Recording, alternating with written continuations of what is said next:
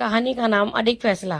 संगीता की नैन शर्मिला ना जाने किस काम से रसोई में आई थी और उन्होंने भी सारी बातें सुन ली थी।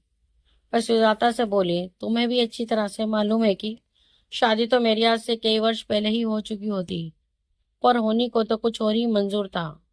पिताजी और माताजी मेरा रिश्ता पक्का कर गए थे, पर उनकी ऐसे में मौत ने सब कुछ बदल कर रख दिया। बड़े होने के नाते सारे घर की जिम्मेदारी मुझ पर ही आ गई थी, और फिर मैंने अपने छोटे भाई बहनों को पालने की खातिर खुद ही शादी करने से मना कर दिया था। जब तक सबको उनके पैरों पर खड़ा नहीं किया, उनकी गृहस्थी बसाई, तब तक मेरी शादी की उम्र भी निकल गई और उस समय मुझे शादी की जरूरत महसूस भी नहीं हुई। मैं तो अपने भाई बहनों के परिवार के साथ मस्त थी और सबकी फरमाइशें पूरी करके खुश होती थी। पर जैसे जैसे सबके परिवार बढ़ते गए, वैसे वैसे सब उसमें रमते गए और मैं अकेली पड़ गई। कहने को तो मैं तुम्हारे भरे पूरे परिवार के साथ रहती हूँ, पर मुझसे मतलब भर की ही बात की जाती है। हंसी मजाक सलाह मशवरा सबसे मुझे दूर ही रखा जाता है। हाँ, जब भी किसी को पैसे की जरूरत होती हो तो तब सबको जरूर मेरी याद आती है। सब यही सोचते हैं कि दीदी का तो कोई नहीं, परिवार है ही नहीं, अकेली छड़ी है, कहाँ ले जाएंगी पैसा, तो बस किसी ना किसी बहाने से निकालते रहो।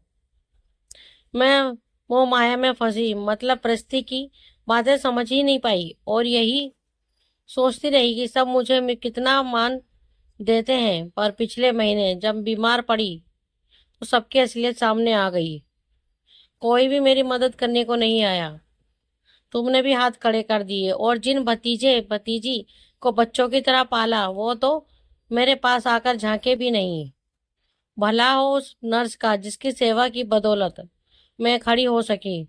अब सच में मुझे एक हमसफर की चाह शिद्दत से महसूस होती है, जिससे मैं बेझिझक अपने मन की बात कह सकूं और अपना अकेलापन दूर कर सकूं। घर के बारे में मैंने बहुत सोच लिया, पर अब केवल अपने बारे में सोचना चाहती हूँ। जिंदगी का लुत्फ उठाना चाहती हूँ। ये मेरा अडिग फैसला है। ऐसा कहकर शर्मिला जी अपने कमरे की ओर चली गई और संगीता ठगी सी खड़ी रह गई। ऐसा लगा जैसे सोने की अंडा देने वाली मुर्गी हाथ से निकल गई। दोस्तों, आपको हमारी कहानी अडिग फैसला कैसी लगी, प्लीज कमेंट में हमें जरूर बताएं। अगर कहानी आपको अच्छी लगी हो तो अपने दोस्तों के साथ शेयर करें और हमारे चैनल को लाइक एंड सब्सक्राइब करना ना भूलें। धन्यवाद।